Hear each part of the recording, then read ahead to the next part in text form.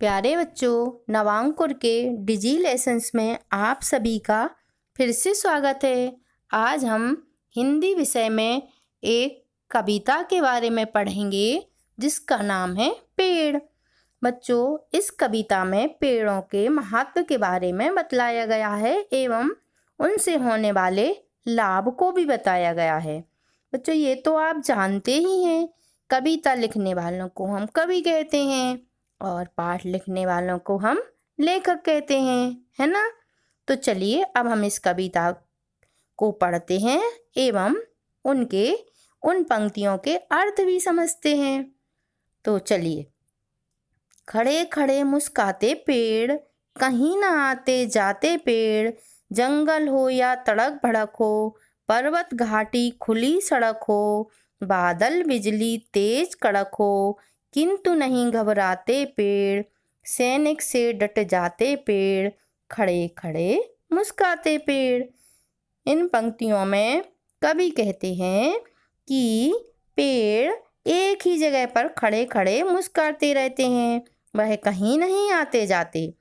चाहे जंगल हो, भीड़ भाड़ वाली जगह हो, पर्वत हो, घाटी हो, खुली सड़क हो, और चाहे बादल छाए हुए हों, बिजली कड़क रही हो, किंतु पेड़ नहीं घबराते हैं।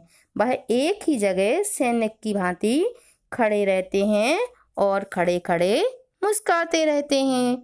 चलिए आगे। हरे गुलाबी गहने पहने, सीख गए सब आतप सहने, इनकी मस्ती के क्या कहने, हंसना हमें सिखाते पेड़, सुंदर दृश्य दिखाते पेड़, खड़े खड़े मुस्कुराते पेड़।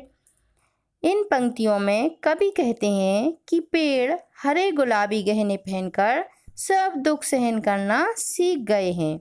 ये अपनी ही मस्ती में मस्त रहते हैं और हमें हंसना सिखाते हैं।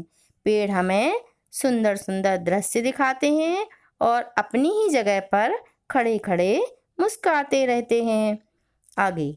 तरह तरह के फल उपजाते, खुशबू वाले फूल खिलाते, लेकिन थोड़ा सा झुक जाते, सज्जनता के नाते पेड़, फूले नहीं समाते पेड़, खड़े खड़े मुस्कुराते पेड़। इन पंक्तियों में कवि कहते हैं कि पेड़ तरह तरह के फल उपजाते हैं और खुशबू वाले फूल भी खिलाते हैं, और जब उन पेड़ों की डालियां फलों से लद जाती हैं तो वह एक सज्जन व्यक्ति के नाते झुक जाते हैं और झुककर वह बहुत खुश होते हैं और अपनी ही जगह पर खड़े खड़े मुस्कुराते रहते हैं। चलिए आगे।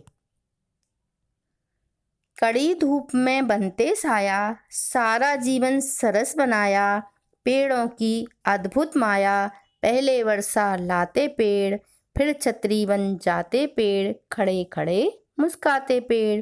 इन पंक्तियों में कवि कहते हैं कि पेड़ कड़ी धूप में हमारे लिए साया बन जाते हैं, मतलब छाया बन जाते हैं। धूप में हम पेड़ के नीचे खड़े हो जाते हैं, पेड़ की छाया में खड़े हो जाते हैं। सारा जीवन सरस बनाया, हम पेड़ों ने हमारा सारा जीवन मधुर बना दिया है। पेड़ों की ये अद्भुत माया ही है कि पहले तो ये वर्षा लाते हैं, पहले तो बरसात करते हैं, फिर हमारे लिए छतरी बन जाते हैं। मतलब वर्षा होने पर हम पेड़ के नीचे खड़े हो जाते हैं वर्षा से बचने के लिए, और पेड़ अपनी ही जगह पर खड़े खड़े मुस्कुराते रहते हैं। चलिए अब आगे हम कुछ प्रश्न दिए हुए हैं, इन प्रश्नों के उत्तर समझते हैं। बच्चों, हम प्रश्न के नीचे उत्तर लिख दिए हैं, ये सब आपको अपनी फेयर कॉपी में लिख लेना है और याद भी करना है। जैसे पहला है, खड़े खड़े कौन मुस्कुराते हैं? उत्तर है, खड़े खड़े पेड़ मुस्कुराते हैं। खा, पेड़ ने कैसे गहने पहने हैं? पेड़ ने हरे गुलाबी गहने पहने हैं। पेड़ अपनी मस्ती से हमें क्या सिखाते हैं? उत्तर है, पेड़ अपनी मस्ती से हमें हंसना सिखाते हैं। पेड़ हमें क्या क्या देते हैं? पेड़ हमें फल, फूल, छाया एवं शुद्ध हवा देते हैं। पेड़ों को सैनिक क्यों कहा गया है? बच्चों, पेड़ हर परिस्थिति में खड़े रहते हैं, सैनिकों की भांति। सैनिक खड़े रहते ना, चाहे वर्षा, गर्मी या सर्दी हो। जब सीमा पर लड़ाई होती है तो वह वहीं खड़े रहते हैं। उन्हें किसी ना तो बरसात से डर लगता, ना गर्मी से, ना बरसात से। वह तो हर परिस्थिति में वहाँ खड़े रहते हैं, इसलिए पेड़ को सैनिक कहा गया है। पेड़ भी खड़े रहते हैं हर मौसम में, कहीं नहीं आते जाते ना, तो इसलिए इसका उत्तर है पेड़ हर परिस्थिति में खड़े रहते हैं, इसलिए पेड़ों को सैनिक कहा गया है। चलिए आगे। अब यहाँ एक शब्द में उत्तर देना है।